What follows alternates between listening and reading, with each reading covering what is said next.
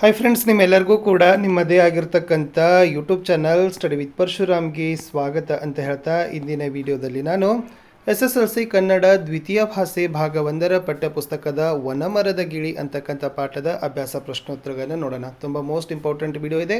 So ಈ ಸರಿ ನಾವು ದ್ವಿತೀಯ ಭಾಷೆಯಲ್ಲಿ SSLC ಅವರಿಗಾಗಿ ಎಲ್ಲ ಪಾಠಗಳ ನೋಟ್ಸು, LB ಕ್ವಶನ್ ಪೇಪರ್ಗಳನ್ನು, ಪಾಸಿಂಗ್ ಪ್ಯಾಕೇಜ್ಗಳು, FA ಕ್ವಶನ್ ಪೇಪರ್ಗಳನ್ನು ಸಹಿತ ಕೊಡ್ತೀವಿ. ಸೊ ದಯಮಾಡಿ ಚಾನಲನ್ನು ಸಬ್ಸ್ಕ್ರೈಬ್ ಮಾಡಿ ಅಂತ ಹೇಳ್ತಾ ವಿಡಿಯೋನ ಲೈಕ್, ಶೇರ್ ಮತ್ತು ಹೆಚ್ಚು ಜನರಿಗೆ ಶೇರ್ ಮಾಡೋದನ್ನು ಮಾತ್ರ ಮರೆಯದಿರಿ. ಸೊ ಮೊದಲಿಗೆ ನೋಡೋಣ ಕೃತಿಕಾರರ ಪರಿಚಯ. ಮಿತ್ರ ವೆರಿ ಮೋಸ್ಟ್ ಇಂಪಾರ್ಟೆಂಟ್. ಮಿತ್ರ ಎಂದೇ ಪ್ರಸಿದ್ಧರಾಗಿರುವ ಅಕ್ಕಿ ಹೆಬ್ಬಾಳು ರಾಮಣ್ಣ ಮಿತ್ರರವರು 1935ರಲ್ಲಿ ಮಂಡ್ಯ ಜಿಲ್ಲೆಯ ಅಕ್ಕಿ ಹೆಬ್ಬಾಳು ಎಂಬಲ್ಲಿ ಜನಿಸಿದರು. ಇವರು ಮಹಾಭಾರತದ ಪಾತ್ರ ಸಂಗತಿಗಳು, ಛಂದೋಮಿತ್ರ, ಒಳನೋಟಗಳು, ಕನ್ನಡ ಮೇಘದೂತ, ಆರತಕ್ಷತೆ ಮತ್ತು ಇತರ ಪ್ರಬಂಧಗಳು ಮತ್ತು ಕವಿಗಳ ಬೆನ್ನೇರಿ ಮುಂತಾದ ಕೃತಿಗಳನ್ನು ಬರೆದಿದ್ದಾರೆ. ಶ್ರೀಯುತರಿಗೆ ನವರತ್ನರಾಮ್ ಪ್ರಶಸ್ತಿ, ವರ್ಧಮಾನ ಪ್ರಶಸ್ತಿ, ಕಾವ್ಯಾನಂದ ಪುರಸ್ಕಾರ ಮತ್ತು ನಗೆರಾಜ ಪ್ರಶಸ್ತಿಗಳು ಲಭಿಸಿವೆ. ಪ್ರಸ್ತುತ ಪಾಠವನ್ನು ಇವರ ಮಹಾಭಾರತ ಪಾತ್ರ ಸಂಗತಿಗಳು ಎಂಬ ಪುಸ್ತಕದಿಂದ ಆರಿಸಲಾಗಿದೆ. ಅಭ್ಯಾಸ. ಮುಖ್ಯ ಪ್ರಶ್ನೆ ಅ. ಕೆಳಗಿನ ಪ್ರಶ್ನೆಗಳಿಗೆ ಒಂದು ವಾಕ್ಯದಲ್ಲಿ ಉತ್ತರಿಸಿರಿ. ಮೊದಲ ಪ್ರಶ್ನೆ, ಬೇಡನು ಪ್ರಾಣಿಗಳನ್ನು ಕೊಲ್ಲಲು ಮಾಡುತ್ತಿದ್ದ ಉಪಾಯವೇನು? ಉತ್ತರ, ವಿಷ ಸವರಿದ ಬಾಣಗಳನ್ನು ಸಿದ್ಧ ಮಾಡಿಕೊಳ್ಳುವುದು ಉಪಾಯವಾಗಿತ್ತು. ಪ್ರಶ್ನೆ 2, ವಿಷದ ಬಾಣವು ಮರಕ್ಕೆ ಏಕೆ ತಗುಲಿತು? ಉತ್ತರ, ಜಿಂಕೆಯು ಹಾರಿ ಬೇಡನ ಬಾಣದ ಹೊಡೆತದಿಂದ ತಪ್ಪಿಸಿಕೊಂಡಿತು. ಆದ ಕಾರಣ ವಿಷದ ಬಾಣವು ಮರಕ್ಕೆ ತಗುಲಿತು. ಪ್ರಶ್ನೆ 3, ವಿಷದ ಬಾಣವು ಮರಕ್ಕೆ ತಗುಲಿದ್ದರಿಂದಾದ ಪರಿಣಾಮವೇನು? ಉತ್ತರ, ಮರಕ್ಕೆ ತಗುಲಿದ್ದರಿಂದ ಮರವು ಒಣಗಿ ಹೋಯಿತು. ಪ್ರಶ್ನೆ 4, ಇಂದ್ರನಿಗೆ ಗಿಳಿಯನ್ನು ಕಂಡು ಆಶ್ಚರ್ಯವಾದದ್ದು ಏಕೆ? ಉತ್ತರ, ಮರ ಒಣಗಿ ನಿಂತರೂ ಗಿಳಿ ಆ ಮರದ ಪೊಟರೆಯನ್ನು ಬಿಟ್ಟು ಹೋಗದೆ ಅಲ್ಲಿಯೇ ವಾಸ ಮಾಡುತ್ತಿರುವುದನ್ನು ಕಂಡು ಇಂದ್ರನಿಗೆ ಆಶ್ಚರ್ಯವಾಯಿತು. ಪ್ರಶ್ನೆ 5, ಗಿಳಿಯ ಯಾವ ಗುಣವನ್ನು ಇಂದ್ರನು ಮೆಚ್ಚಿಕೊಂಡನು? ಉತ್ತರ, ತತ್ವನಿಷ್ಠೆಯ ಗುಣವನ್ನು ಇಂದ್ರನು ಮೆಚ್ಚಿಕೊಂಡನು. ಪ್ರಶ್ನೆ 6, ಇಂದ್ರನು ತನಗಾದ ಸಂತೋಷವನ್ನು ಯಾವ ರೀತಿ ಪ್ರಕಟಿಸಿದನು? ಉತ್ತರ, ಗಿಳಿಗೆ ಬೇಕಾದ ವರವನ್ನು ಕೊಡುವುದರ ಮೂಲಕ ಸಂತೋಷವನ್ನು ಪ್ರಕಟಿಸಿದನು. ಪ್ರಶ್ನೆ 7, ಬಾಣಕ್ಕೆ ಗುರಿಯಾಗುವಷ್ಟು ದೂರ ಎಂದರೇನು? ಉತ್ತರ, ಬಿಟ್ಟ ಬಾನು ತಾಗುವಷ್ಟು ದೂರ, ಅಂದರೆ ಬಾಣವನ್ನು ಬಿಡಲು ಅನುಕೂಲವಾಗುವಷ್ಟು ದೂರ ಎಂದರ್ಥ. ಪ್ರಶ್ನೆ 8, ಬೇಡನು ಯಾವ ಊರಿನಲ್ಲಿ ವಾಸವಾಗಿದ್ದನು ಅಂತಕ್ಕಂಥದ್ದು ಇದೆ. ಉತ್ತರ, ಬೇಡನು ಕಾಶಿಯಲ್ಲಿ ವಾಸವಾಗಿದ್ದನು ಅಂತ ಉತ್ತರ ಬರಿಬೇಕಿತ್ತು. ಇಷ್ಟು ಒಂದು ವಾಕ್ಯದ ಪ್ರಶ್ನೆಗಳಿತ್ತು. ಇನ್ನು ನೋಡೋಣ 3-4 ವಾಕ್ಯದ ಉತ್ತರಗಳನ್ನು ಬರೀತಕ್ಕಂಥ ಪ್ರಶ್ನೆ. ಮೊದಲ ಪ್ರಶ್ನೆ, ಮರವನ್ನು ಬಿಟ್ಟು ಹೋಗದೆ ಇರಲು ಗಿಳಿಯು ನೀಡಿದ ಸಮರ್ಥನೆ ಏನು? ಉತ್ತರ, ಹಲವಾರು ವರ್ಷದಿಂದ ಆ ಮರ ನನಗೆ ಆಶ್ರಯ ಕೊಟ್ಟಿದೆ, ಹಣ್ಣು ಕೊಟ್ಟಿದೆ, ತನ್ನ ಹಸಿರು ಬಣ್ಣದಿಂದ ನನ್ನ ಮನಸ್ಸಿಗೆ ಮುದ ನೀಡಿದೆ, ನೆರಳು ನೀಡಿದೆ. ಆದರೆ ಈಗ ದುರದೃಷ್ಟದಿಂದ ಅದನ್ನು ರೋಗ ಬಡತನಗಳು ಕಿತ್ತು ತಿನ್ನುತ್ತಿವೆ.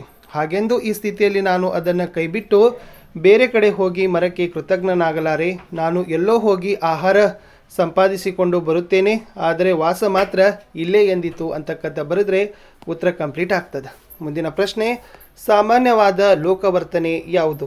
ಉತ್ತರ, ಆಶ್ರಯ ಕೊಟ್ಟವರಿಗೆ ದುರದೃಷ್ಟ ಒದಗಿದಾಗ ಅವರನ್ನು ಕೈಬಿಟ್ಟು ಹೋಗಿ ಕೃತಜ್ಞರೆನಿಸಿಕೊಳ್ಳುತ್ತಾರೆ. ಸುಖ ಸಂಪತ್ತು ಇರುವಾಗ ಜೊತೆಯಲ್ಲಿದ್ದು ದುರ್ಬಲರ ಗಳಿಗೆಯಲ್ಲಿ ಅವರಿಂದ ದೂರವಾಗುವುದು, ಉಪಕಾರ ಸ್ಮರಣೆ ಇಲ್ಲದಿರುವುದು ಸಾಮಾನ್ಯವಾದ ಲೋಕವರ್ತನೆಯಾಗಿದೆ. ಪ್ರಶ್ನೆ 3, ಗಿಳಿಯು ಇಂದ್ರನನ್ನು ಯಾವ ವರ ಕೇಳಿತು ಅಂತ ಕೇಳಿದ್ದಾರೆ. ದೇವರಾಜ, ವರವನ್ನು ಕೊಡುವ ಇಚ್ಛೆ ಇದ್ದರೆ ತಾನು ವಾಸವಾಗಿರುವ ಈ ಮರವು ಮೊದಲಿನಂತೆ ಹಸಿರಿನಿಂದ ನಳನಳಿಸುವಂತಾಗಬೇಕು. ಫಲಪುಷ್ಪ ಭಾರದಿಂದ ಬೀಗುವ, ನೆರಳು ಕೊಡುವ ವರವನ್ನು ದಯಪಾಲಿಸಬೇಕೆಂದು ವರವು ಕೇಳಿತು ಅನ್ನೋದನ್ನು ನೀವೇನು ಮಾಡಬೇಕಾಗಿತ್ತು? ಬರಿಬೇಕು. ಪ್ರಶ್ನೆ 4, ಇಂದ್ರನು ತನಗಾದ ಸಂತೋಷವನ್ನು ಹೇಗೆ ಪ್ರಕಟಿಸಿದನು? ಉತ್ತರ, ಗಿಳಿಯ ನಡತೆ ಕೂಡ ಸಾಮಾನ್ಯವಾದ ಲೋಕವರ್ತನೆಗೆ ವಿರುದ್ಧವಾಗಿದೆ ಎಂದುಕೊಂಡು ಆ ಗಿಳಿಯ ತತ್ವನಿಷ್ಠೆಯನ್ನು ಇಂದ್ರನು ಮೆಚ್ಚಿಕೊಂಡನು. ಮನುಷ್ಯನ ಆದರ್ಶ ಬದುಕಿಗೆ ಈ ಸೂತ್ರ ಮಾದರಿಯಾಗಬಲ್ಲದು ಎಂದುಕೊಂಡ. ಹೀಗೆ ಪರಹಿತಾಕಾಂಕ್ಷಿಯಾಗಿರುವ ಗಿಳಿರಾಯನಿಗೆ ಏನಾದರೂ ವರವನ್ನು ಕೊಡಬೇಕು ಎಂದು ತೀರ್ಮಾನಿಸಿದನು. ಮುಖ್ಯ ಪ್ರಶ್ನೆ 5, ಗಿಳಿಯ ತತ್ವನಿಷ್ಠೆ ಯಾವುದಾಗಿತ್ತು? ಉತ್ತರ, ಗಿಳಿಯ ತತ್ವನಿಷ್ಠೆ ನಿಜಕ್ಕೂ ಮೆಚ್ಚುವಂಥದ್ದಾಗಿತ್ತು. ತಾನು ಆಶ್ರಯ ಪಡೆದುಕೊಂಡಿದ್ದ ಮರವು ಒಣಗಿ ಹೋದರೂ ಅದನ್ನು ಆ ಸ್ಥಿತಿಯಲ್ಲಿ ಕೈಬಿಟ್ಟು ಹೋಗಲು ಮನಸ್ಸು ಮಾಡದೆ ಎಲ್ಲೋ ಹೋಗಿ ಆಹಾರ ಸಂಪಾದಿಸಿ ಪುನಃ ಆ ಮರದಲ್ಲೇ ಬಂದು ವಾಸ ಮಾಡುತ್ತೇನೆ, ಇದನ್ನು ಬಿಟ್ಟು ಹೋಗಿ ಕೃತಜ್ಞರಾಗುವುದು ಸರಿಯಲ್ಲ. ಆ ಮರದಿಂದ ಉಪಕಾರವನ್ನು ಪಡೆದುಕೊಂಡು ಇಂದು ಅದಕ್ಕೆ ಕಷ್ಟ ಬಂದಾಗ ಅದರ ಬಳಿ ಇರದೇ ಹೋಗುವುದು ಸರಿಯಲ್ಲ. ಸುಖದಲ್ಲಿ ಜೊತೆಗಿದ್ದವರು ದುಃಖದಲ್ಲಿ ಜೊತೆಗಿರಬೇಕು ಹಾಗೂ ಉಪಕಾರ ಸ್ಮರಣೆ ಮಾಡಬೇಕು ಎಂದುಕೊಂಡು ಆ ತತ್ವನಿಷ್ಠೆಯಿಂದ ಇರಬೇಕೆಂದು ಸಂಕಲ್ಪವನ್ನು ಕೈಗೊಂಡಿತು. ಮುಖ್ಯ ಪ್ರಶ್ನೆ ಈ ಕೆಳಗಿನ ಪ್ರಶ್ನೆಗಳಿಗೆ 8 ವಾಕ್ಯಗಳಲ್ಲಿ ಉತ್ತರಿಸಿರಿ. ಮೊದಲ ಪ್ರಶ್ನೆ, ಗಿಳಿಯು ಪರಹಿತಾಕಾಂಕ್ಷಿ ಎನಿಸಿಕೊಂಡಿದ್ದು ಹೇಗೆ ವಿವರಿಸಿರಿ? ಉತ್ತರ, ಗಿಳಿಯು ಮರವು ಒಣಗಿ ಹೋದರೂ ಆಶ್ರಯವನ್ನು ತೊರೆದು ಹೋಗಲಿಲ್ಲ. ಜೊತೆಯಲ್ಲಿ ಇದ್ದು ಒಳ್ಳೆಯ ದಿನ ಬರಲಿ ಎಂದು ಹಾರೈಸತೊಡಗಿತು. ಅದರ ತತ್ವನಿಷ್ಠೆಯನ್ನು ಮೆಚ್ಚಿಕೊಂಡ ಇಂದ್ರನು ಏನಾದರೂ ವರವನ್ನು ಕೇಳು ಎಂದಾಗ ಮರವು ಮೊದಲಿನಂತೆ ಫಲಪುಷ್ಪದಿಂದ ಹಸಿರಿನಿಂದ ಕೂಡಿ ನೆರಳು ಕೊಡುವಂತೆ ದಯಪಾಲಿಸು ಎಂದು ಕೇಳಿತು. ನನಗೆ ಮರದ ಈಗಿನ ಸ್ಥಿತಿಯನ್ನು ನೋಡಲು ಆಗುವುದಿಲ್ಲ ಎಂದಿತು. ಗಿಳಿಯು ಎಂಥ ಜನ್ಮವನ್ನು ಬಯಸಿದ್ದರೂ ಎಂಥ ಭೋಗವನ್ನು ಬಯಸಿದ್ದರೂ ಇಂದ್ರನು ಕೊಡಲು ಸಿದ್ಧನಾಗಿದ್ದ. ಆದರೆ ಗಿಳಿ ಕೇಳಿದ ವರವು ಸ್ವಾರ್ಥರಹಿತವಾಗಿತ್ತು. ಅದರ ನಡತೆ ಲೋಕವರ್ತನೆಗೆ ವಿರುದ್ಧವಿರುವುದರಿಂದ ಗಿಳಿ ಪರಹಿತಾಕಾಂಕ್ಷಿ ಎನಿಸಿಕೊಂಡಿದೆ. ಮುಂದಿನ ಪ್ರಶ್ನೆ, ಗಿಳಿಯ ವರ್ತನೆಯಿಂದ ಮಾನವರಾದ ನಾವು ಕಲಿಯಬೇಕಾದ ಗುಣಗಳಾವವು? ಉತ್ತರ, ಗಿಳಿಯ ವರ್ತನೆಯು ನಮಗೆ ಕೃತಜ್ಞತೆಯನ್ನು ಕಲಿಸುತ್ತದೆ. ಕಷ್ಟದಲ್ಲಿರುವವರಿಗೆ ಜೊತೆಯಾಗಿದ್ದು ಅದನ್ನು ಪರಿಹರಿಸಬೇಕು. ಸ್ವಾರ್ಥವನ್ನು ಬಿಡಬೇಕು. ಬೇರೆಯವರ ಒಳಿತನ್ನು ಬಯಸುವುದು ಮಾನವನ ಕರ್ತವ್ಯ. ಆದ್ದರಿಂದ ನಮ್ಮ ಜೀವನದಲ್ಲಿ ಸುಖ ಸಂತೋಷಗಳು ಬರುತ್ತವೆ ಎಂಬುದನ್ನು ತಿಳಿಯಬಹುದು. ಸುಖ ಸಂಪತ್ತಿನ ಕಾಲದಲ್ಲಿ ಜೊತೆಯಲ್ಲಿದ್ದವರನ್ನು ಕಷ್ಟ ಕಾಲದಲ್ಲೂ ಕೂಡ ಅವರ ಜೊತೆಗೆ ಇದ್ದು ಉಪಕಾರ ಸ್ಮರಣೆಯನ್ನು ಮಾಡಬೇಕು ಎಂಬ ಗುಣಗಳನ್ನು ಗಿಳಿಯ ವರ್ತನೆಯಿಂದ ಮಾನವ ಕಲಿಯಬೇಕು ಅನ್ನೋದನ್ನು ಬರೆದ್ರೆ ಸಾಕು. ಮುಂದಿನ ಪ್ರಶ್ನೆ, ಸಂದರ್ಭದೊಡನೆ ವಿವರಿಸಬೇಕು. ಮೊದಲ ವಾಕ್ಯ, ಇಂಥ ವನಮರದಲ್ಲಿ ಏಕೆ ವಾಸ ಮಾಡುತ್ತಿದ್ದೀಯಾ ಅಂತ ಇದೆ. ಆಯ್ಕೆ, ಈ ವಾಕ್ಯವನ್ನು ಮಿತ್ರ ಬರೆದಿರುವ ಮಹಾಭಾರತ ಪಾತ್ರ ಸಂಗತಿಗಳು ಎಂಬ ಕೃತಿಯಿಂದ ಆಯ್ದ ವನಮರದ ಗಿಳಿ ಎಂಬ ಗದ್ಯಪಾಠದಿಂದ ಆರಿಸಲಾಗಿದೆ. ಸಂದರ್ಭ, ಈ ವಾಕ್ಯವನ್ನು ಇಂದ್ರನು ಗಿಳಿಗೆ ಕೇಳಿದನು. ವನಮರದಲ್ಲಿ ವಾಸವಾಗಿದ್ದ ಗಿಳಿಯನ್ನು ಅದರ ತತ್ವನಿಷ್ಠೆಯನ್ನು ಕಂಡು ಇಂದ್ರನು ಹೀಗೆ ಅದನ್ನು ಪ್ರಶ್ನಿಸಿದನು.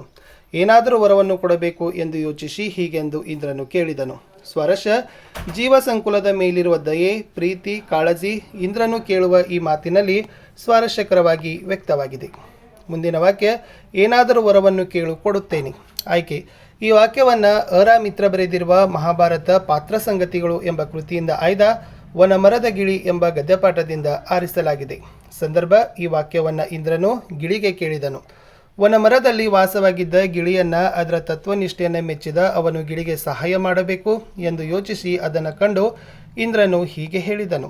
ಸ್ವಾರಸ್ಯ, ಗಿಳಿಯಲ್ಲಿನ ತತ್ವನಿಷ್ಠೆ ಹಾಗೂ ಪರಹಿತಾಕಾಂಕ್ಷೆಯ ಗುಣವನ್ನು ಇಲ್ಲಿ ಕಾಣಬಹುದಾಗಿದೆ. ಪ್ರಶ್ನೆ 3, ಆದರೆ ಈಗಿನ ಅವಸ್ಥೆಯನ್ನು ನಾನು ನೋಡಲಾರೆ. ಆಯ್ಕೆ, ಈ ವಾಕ್ಯವನ್ನು ಮಿತ್ರ ಬರೆದಿರುವ ಮಹಾಭಾರತ ಪಾತ್ರ ಸಂಗತಿಗಳು ಎಂಬ ಕೃತಿಯಿಂದ ಆಯ್ದ ವನಮರದ ಗಿಳಿ ಎಂಬ ಗದ್ಯಪಾಠದಿಂದ ಆರಿಸಲಾಗಿದೆ.